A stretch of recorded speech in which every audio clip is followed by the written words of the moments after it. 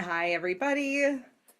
Welcome to our learning lab today. We're going to get started here in just about 1 minute as we see these numbers rising. It's wonderful to have you all here. Please feel free to introduce yourself via chat. Let me know where you live. It's always sort of nice to see who's in the room. The metaphorical room, I mean, the Zoom room. So we'll get started in just a moment.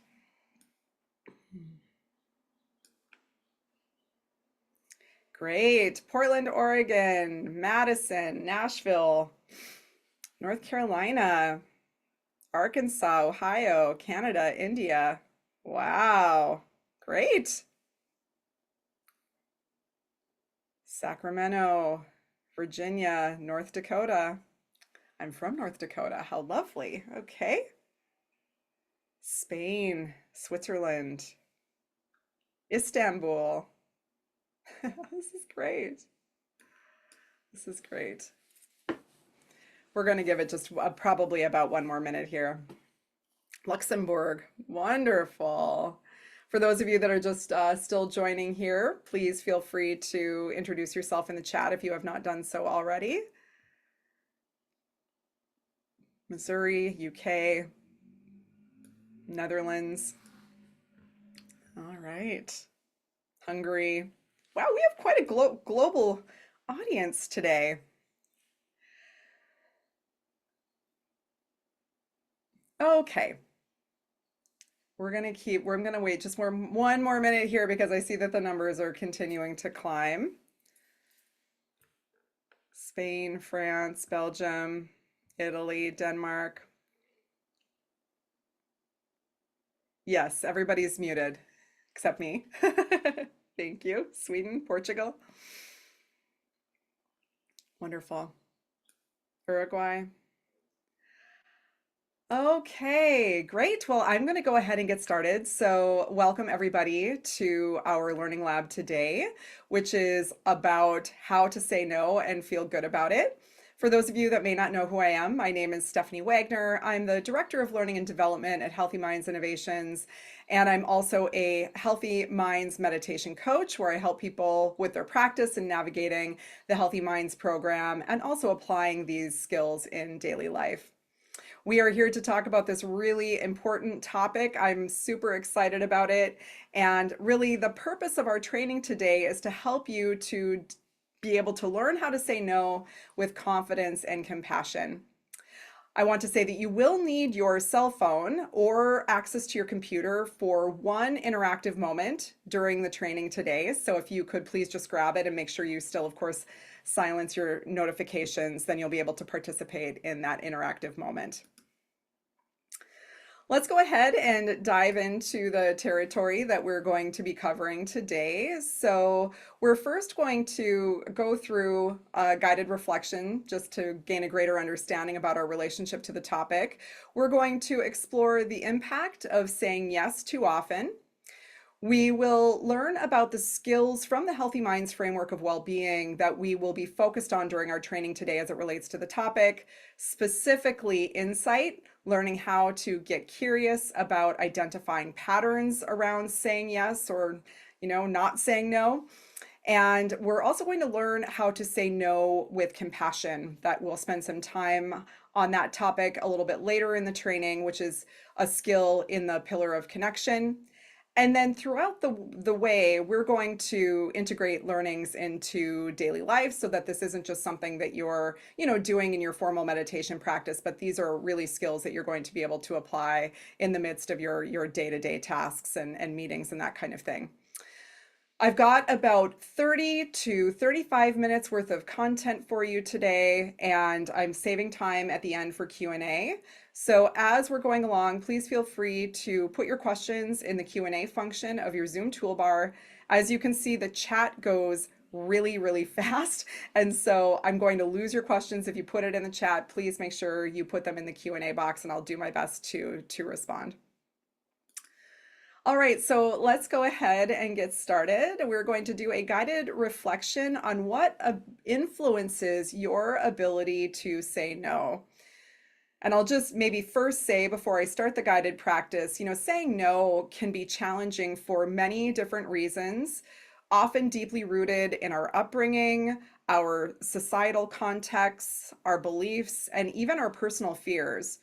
However, learning how to say no is a really essential thing to be able to do, essential for maintaining healthy boundaries, managing your time and your energy, and also prioritizing your own well being. So, this guided reflection is designed to help you explore the complexities behind maybe your discomfort in saying no or your lack of willingness to say no, and to hopefully give you some insights about the topic. So, let's go ahead and get started here. You can go ahead and just find a posture that you're going to be able to practice in for about the next 5 minutes or so, maybe a little less. And so just allow your spine to be loosely straight. And just see if you can relax the muscles in your body even just a little bit.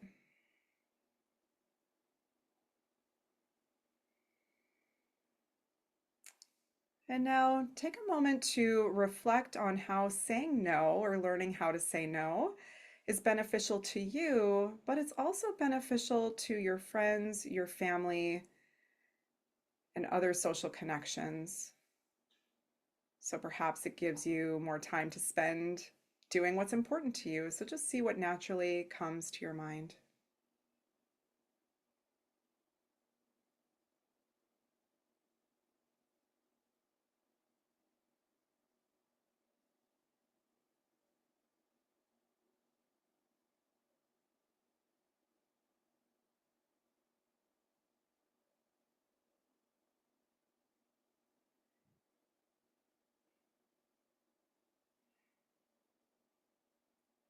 And now we'll just take a moment to connect with awareness.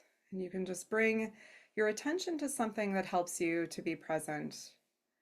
Maybe sounds in your environment or sensations in your body. So just connecting with whatever helps you to land in our time together today.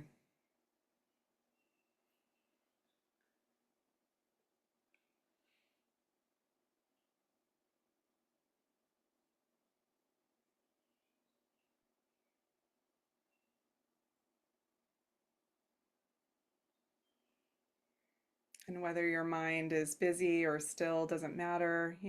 Just as long as you're aware of what's happening right now, you're doing it correctly.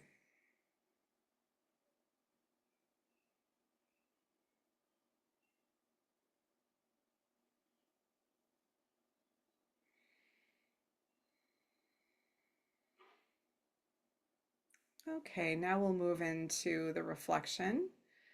So take a moment to reflect on some of your own experiences with saying no and consider previous situations where you found it difficult to decline requests or to set boundaries. Just see if you can bring a few of those experiences to your mind.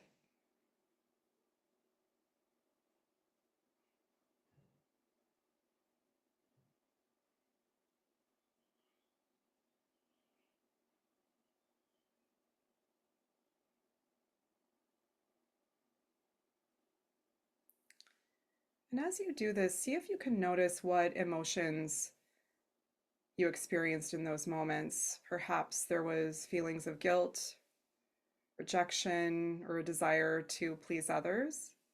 So see if you can just see what naturally comes to your mind here.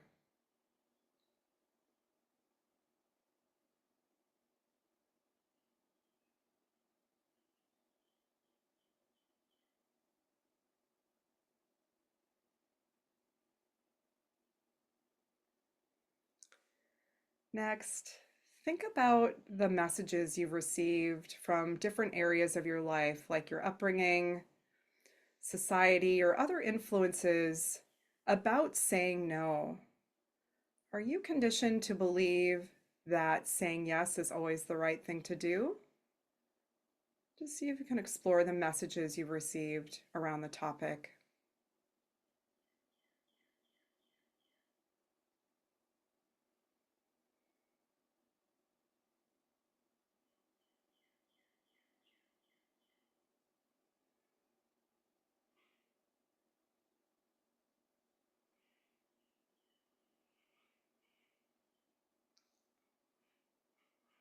And then take a moment to think about what beliefs you hold about saying no. What do you believe about saying no? And just see, again, get curious here what comes to your mind.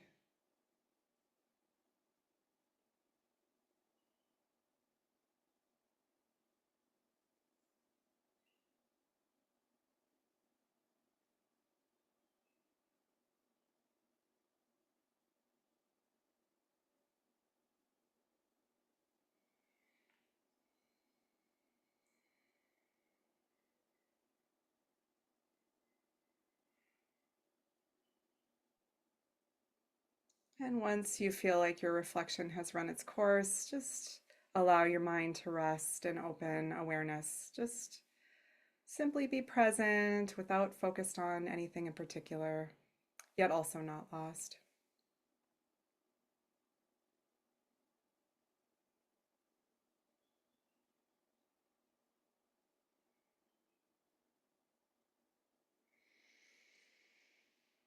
Okay, if your eyes have been closed, you can open them and come out of the practice. And so I'm just going to take a moment to hear what influences your ability to say no. What insights did you have about your beliefs, your upbringing, or other influences? So I'll just give you a moment here to share with me in the chat what came up. Fear of missing out, great. Fear of rejection, people pleasing, pressure. Shouldn't say no if there's not a reason. They won't like me. Selfish, disappointment, want to make people happy, obligations. They will stop loving me. Yeah, being abandoned. There's a lot there around this topic, isn't there? Wonderful. Great. Thank you so much for sharing. These types of reflections, like the one that we just did, although it seems very simple, can be really helpful to identify patterns and beliefs related to our ability to say no. Seeing these things consciously is really the first step to being able to make a change in the future. Without awareness, these beliefs become the boss of us. They drive our behaviors and actions without us even knowing it. So my guess is that many of you are here today, attending this learning lab because you maybe have a habit of saying yes too often and not enough no. Initially, when I think about the topic, saying yes can sometimes feel easier and sometimes can also feel good. But getting into the habit of saying yes when we actually should be saying no can take a toll on our well-being.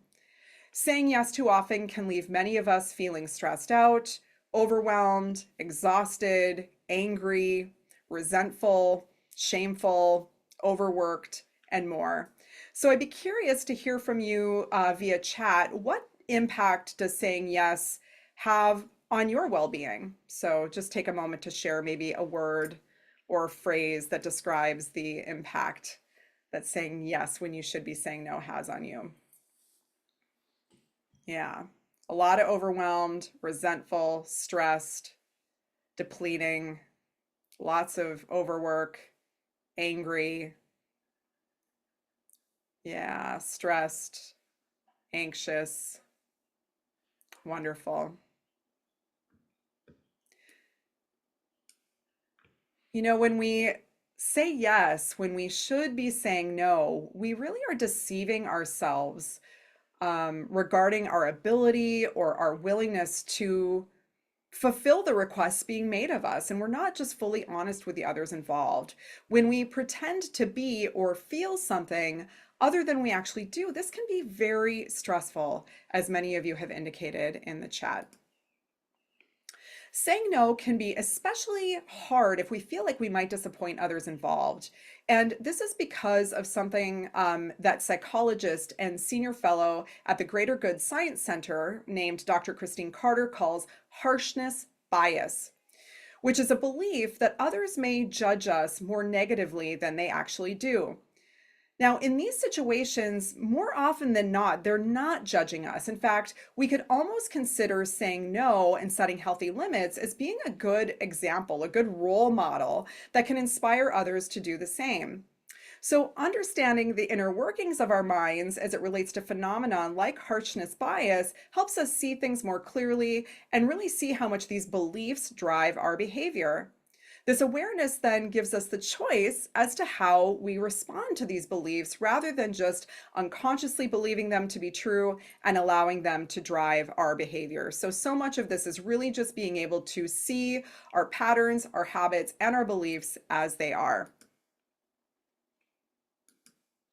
So this is where the Healthy Minds framework of well-being can come in. The skills within this framework, as I think many of you are familiar with, are trainable and can help us to navigate many of life's challenges, including helping us to learn how to say no. For the purposes of our time together today, we're going to focus on skills from two different pillars. So first, we're going to focus on the pillar of insight, which you can see is the right box. And this is a set of skills associated with curiosity.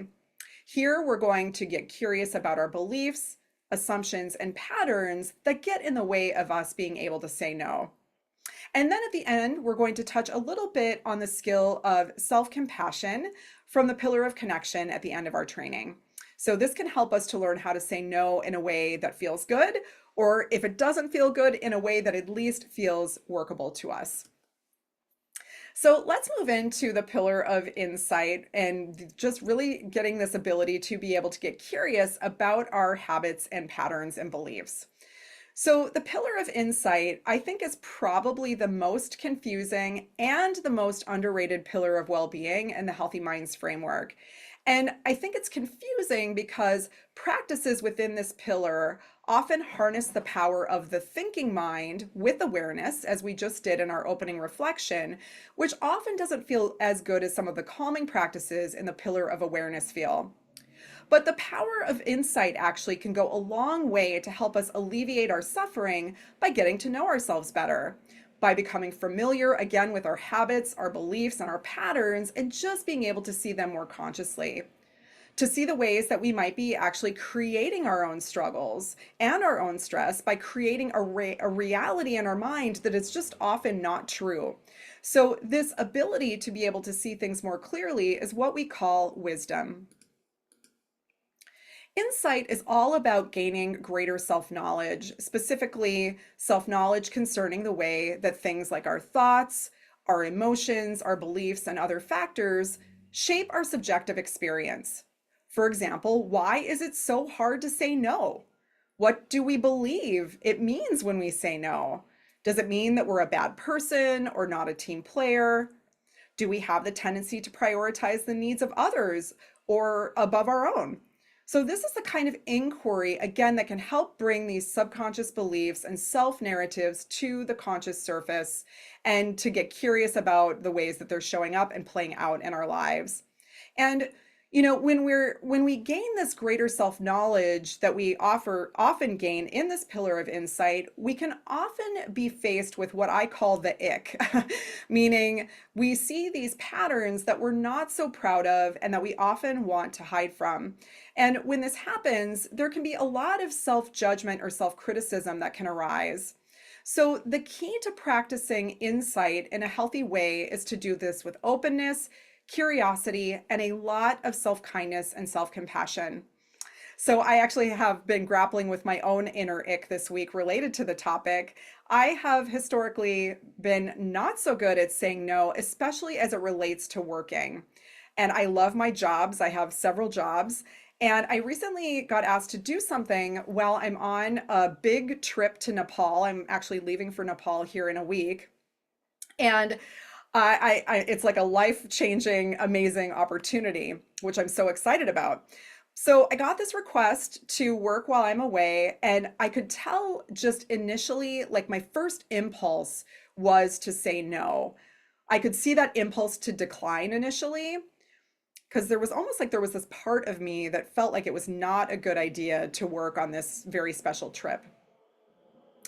And so almost immediately after that, what happened is my mind started churning a bunch of stories about this request. Like, if I say no, I'm not a kind person, or if I say no, I'm not going to be able to do this kind of work again. There won't be other opportunities for me.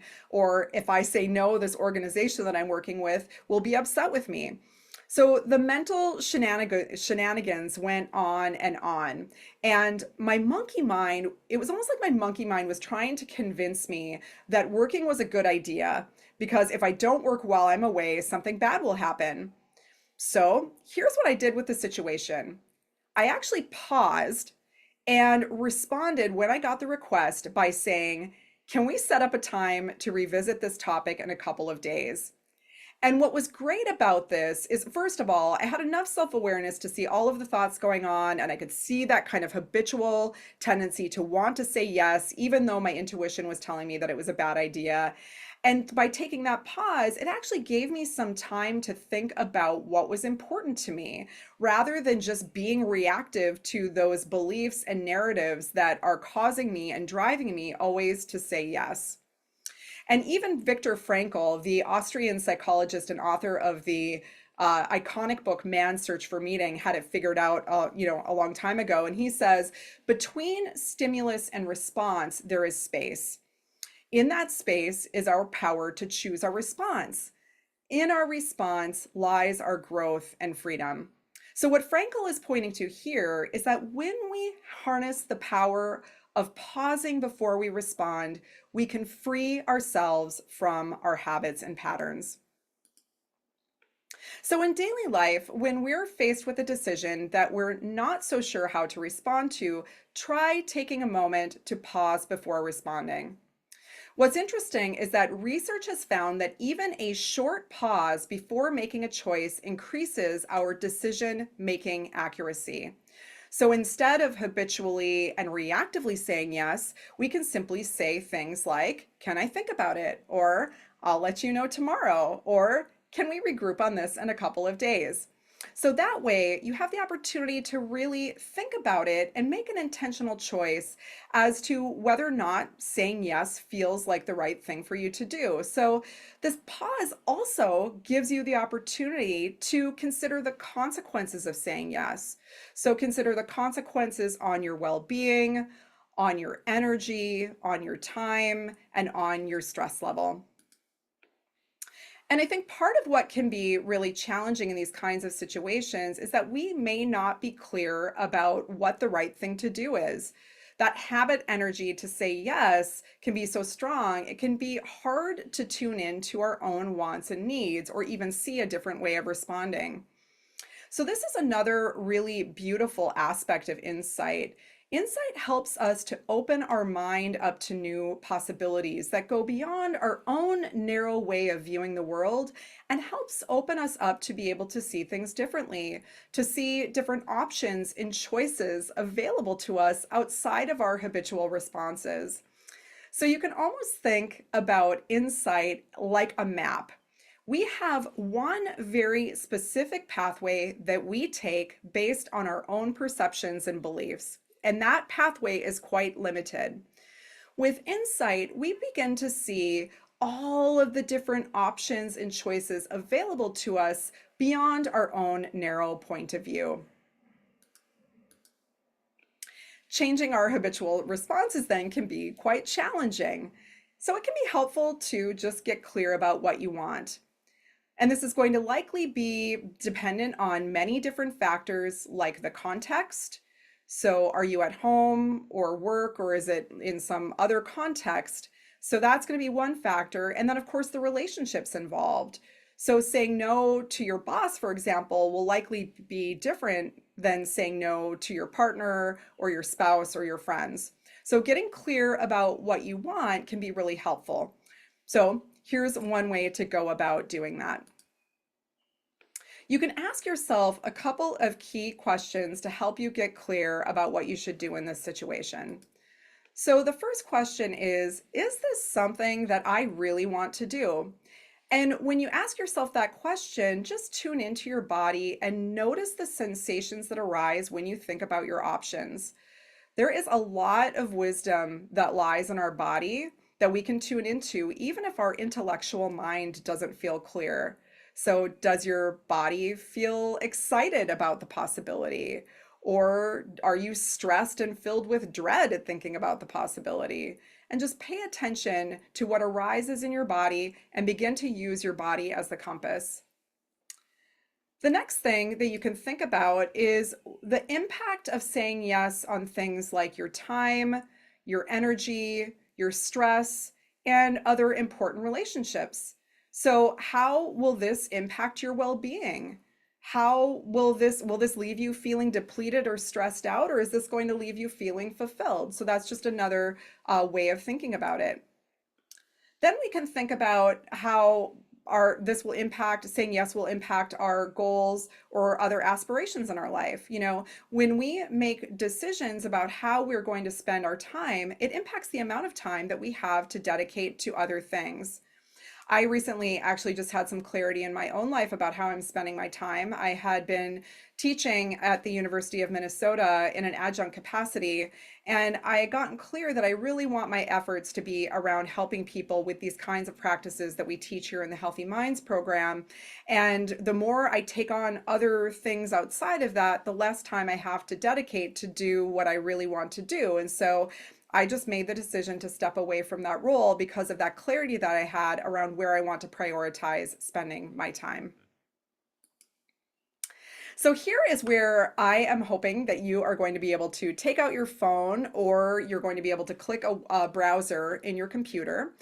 So I introduced you some different ways of getting clear, and I'd be curious what other guiding questions can help you to get clear. So one thing that you can do is you can scan the QR code with your phone by opening up your camera and hovering your camera over the QR code. And what it will do is it will actually open up the survey.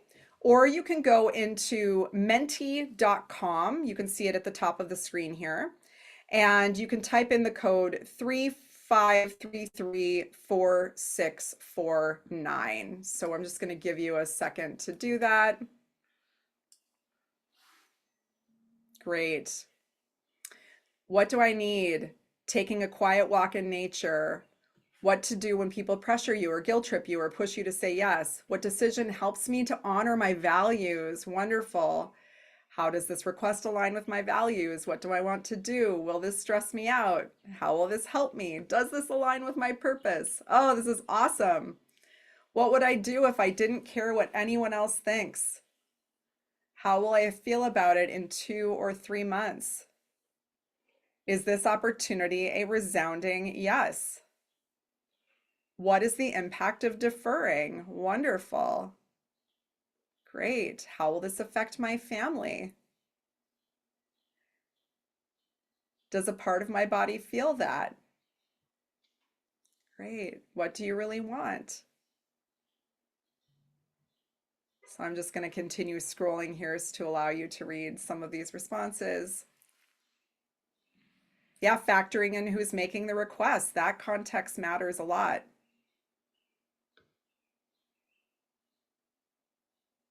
How have you felt in the past when accepting a request like this?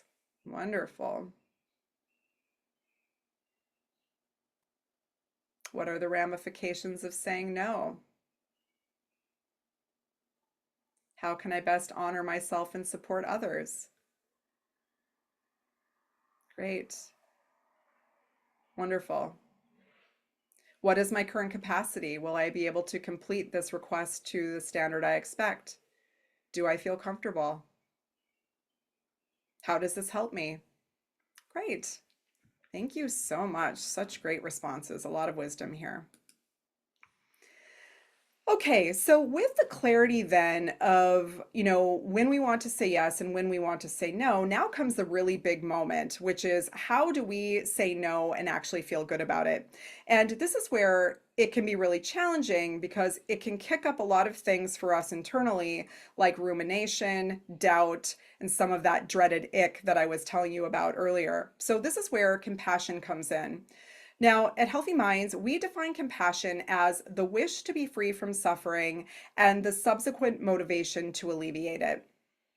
We can often mistake compassion as always being kind of a soft, warm quality, when in fact, compassion can be quite fierce. And sometimes saying no does require that kind of energy of fierceness or decisiveness. So, what makes it compassion, though, is that we're connected to that underlying motivation to either alleviate the suffering in ourselves or to alleviate the suffering in others involved. So you can do this very simply by remembering that the reason you are saying no is to reduce suffering. It can be just like a very quick and simple reflection in your mind so that you're being guided by that intention, intention to reduce suffering. So rather than getting really caught up in, the other person's response or their agenda or their needs, we're sort of setting our minds in the right direction. I had an experience recently in a community that I'm a part of where I had to basically request that someone stop doing some unacceptable behavior. And I had to do this with a lot of fierceness. And it felt strong, which in a way in that context was completely appropriate based on the behavior. So it's just the intensity felt really uncomfortable. So can we actually just like hang with that intensity? That's part of the practice. So saying no to that unacceptable behavior that this person was engaged in was an expression of fierce compassion. And to me, it was actually a way of saying no that felt good because I was clear that their behavior was not okay and I was connected to that sort of clarity in my mind and really wanting to reduce the suffering of all that were encountering their bad behavior. So, as you begin to change the way that you're responding, it can sometimes feel uncomfortable, as I mentioned just in that previous slide, especially if you have a lifelong habit of doing something a certain way, or if you have lifelong beliefs that are getting challenged, and then all of a sudden you're like trying to do things differently. Learning is supposed to feel uncomfortable because it's new. And this means that we're, of course, going to make mistakes along the way, and we will likely do it imperfectly. So just allow yourself to be messy and imperfect because being imperfect actually means that there is room for growth. Being compassionate here also involves accepting whatever feelings arise as you begin to say no. My meditation teacher says the key to kindness and compassion is to learn to be okay when you're not feeling okay. That's self-kindness and self-compassion. So the key is to kind of hang with that discomfort in a way where you don't believe that just because you feel bad means that you're bad. You're not bad. You're just doing something different. And when we're doing something different that's outside of our patterns, it can oftentimes feel uncomfortable. That is actually growth. That discomfort can indicate that you're breaking free of patterns that you had been engaged in previously. So, as you're working your way up to saying no in these situations where it feels hard, it can be helpful to start where it feels safe and easier. So, what are some small ways that you can begin to say no and to get more comfortable and more familiar with what that feels like? So, for example, if you have a really challenging boss, it's likely harder to say no in that context than it would be to say no to a friend in a social situation.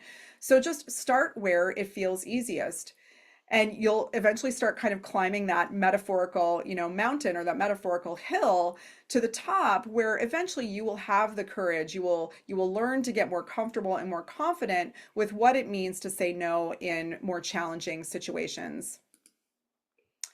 And once you have the courage to say no, then really appreciate something about yourself or the good that will come from saying no. Again, that allows you to see the bigger picture here. So here's what we covered today. So we talked about how saying yes when you should say no can take a toll on your well-being. We often believe that people will judge us more harshly than they do. Insight can help us gain greater self-knowledge related to our habits, patterns, and beliefs. It also opens us up to new opportunities. And when faced with a decision, pause before responding and get clear about what you want. And of course, be compassionate with yourself in the process. If you're not currently using the Healthy Minds program app and you would like to get started, you can simply just scan this QR code that will take you to your app store to be able to download the Healthy Minds program app. And I'll come back to this slide in just a second, but just want to say I'm really excited to say that Healthy Minds is actually celebrating our 10-year anniversary, if you can believe it. And so we are doing a campaign where we invite you to join us for our $10 for 10 years donation campaign. So for just $1 a year of supporting mental health around the globe, you will, be able to contribute to continuing to allow us to operate and sustain and fund our program. And as a token of our appreciation, donors for the 10 for 10 campaign will receive exclusive access to a live meditation session and Q&A with our founder and the scientists at HMI. So Dr. Richard Davidson, as well as others. And so it's on May 29th. Unfortunately, I can't be there. I will be in Nepal, but I know that the link was just put in the chat. So I'm just going to pause here and allow for any questions in the Q&A box. Oh, it looks like we've got some already. So let me go ahead and look at these with my other pair of glasses on. Okay. Yeah. Okay. So one user asks, I hope to learn from today. I am capable of saying no, but I struggle with the guilt when I do so. Can you help with that? I know that makes me a people pleaser. A couple of things come to mind around this question, and as you're going through the Healthy Minds program, we learn a lot of different ways to be able to work with emotions. So one way in the pillar of awareness is actually just to sort of notice the guilt and the way it feels in your body. And when you sort of are with the emotion or you bring awareness to the emotion, what you begin to see is the wisdom of the emotion, meaning that, without awareness, emotions like guilt can kind of feel like a big fixed solid experience. But when we turn towards it, what we can see is that guilt is made up of sensations in our body, and those sensations in our body are moving and changing. We can't quite pinpoint the location. We also notice that emotions are comprised of thoughts in our mind, and the thoughts in our mind usually are in the form of words or images. And so we can kind of see that there are like different pieces to the emotion.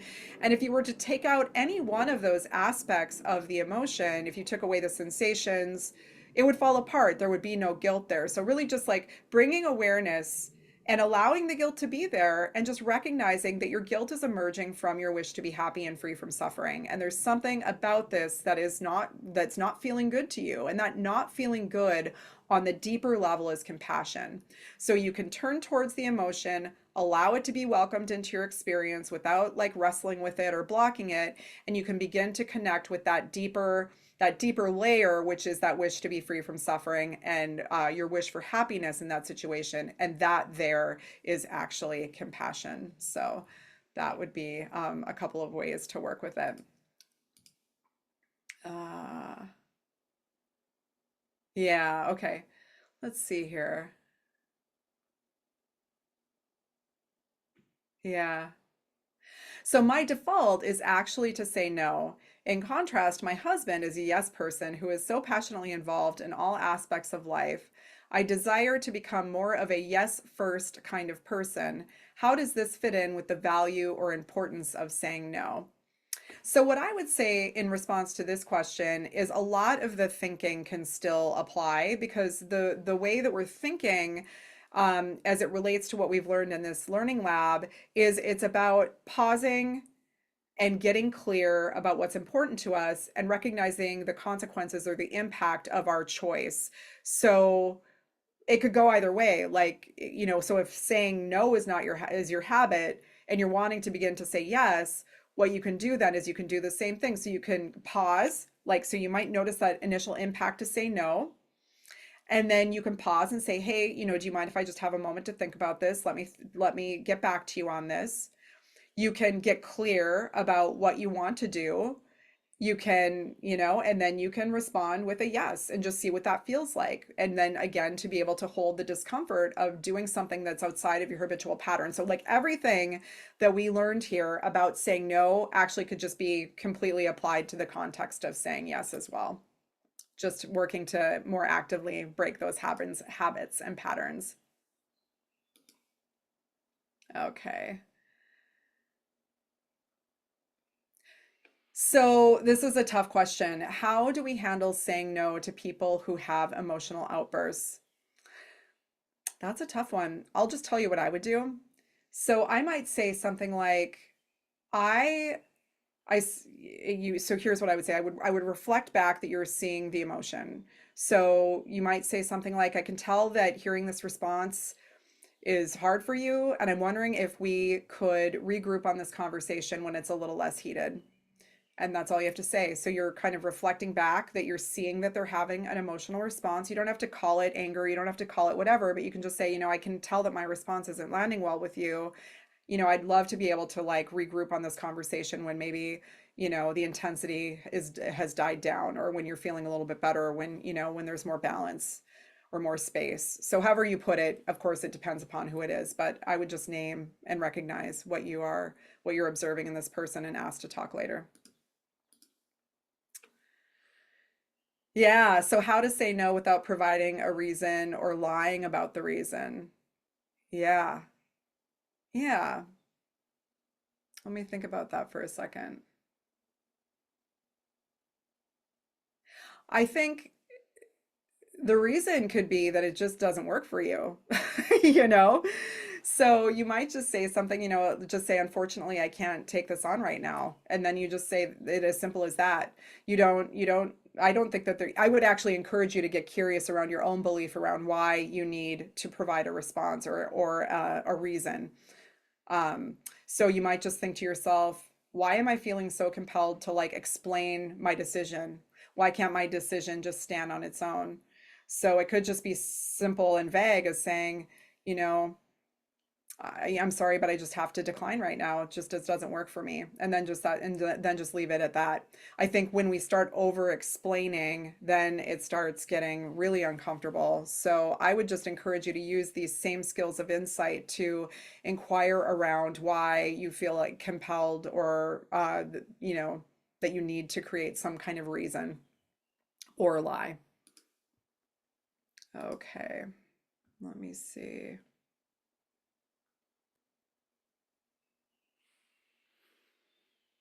So the next person says, I have a question about the pause. I try to do this, but find that it leads to procrastination on decision making, which ends up wasting time.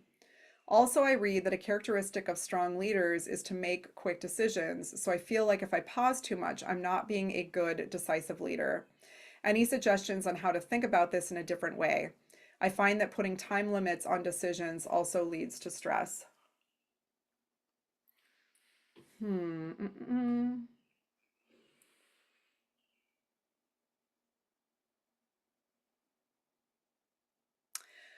Yeah, I mean, I think that if you are noticing a pattern, so again, insight allows us to notice patterns. So, what I'm hearing embedded in your question is that you have a pattern if you pause and you want to return to the conversation of maybe waiting a little bit too long. So, I do hear that putting time limits on decisions leads to stress, but maybe that is like a good kind of stress, because, of course, not all stress is bad. Maybe it's the kind of stress that allows you to move things forward. It's like a little kick in the pants, maybe to do something that you don't want to do. So it could be helpful in those situations to just be specific about when you're going to respond, and then you just respond according to that timeline, even if it's causing you stress. If you can just harness that kind of energetic quality of stress that helps us to get things done, that could be beneficial. I think, as it relates to characteristics of strong leaders to make quick decisions, I would actually question that belief a bit. I mean, I don't know where you're getting that information from, and maybe there's some science behind it that I'm not aware of, but I think that actually thoughtful leaders are the best leaders. And when we go back to that statistic that I shared earlier, that pausing allows for greater decision making accuracy. that means that you're going to tune into the right decision based on having a little bit of space. And I think also, just honoring that different people have different processing styles. I am definitely a kind of person that needs to reflect before I respond. I have a very hard time if I'm, requested to do something in the moment and be able to provide a thoughtful response. It's just not going to happen for me. So I think everybody's different in the way that they need to process.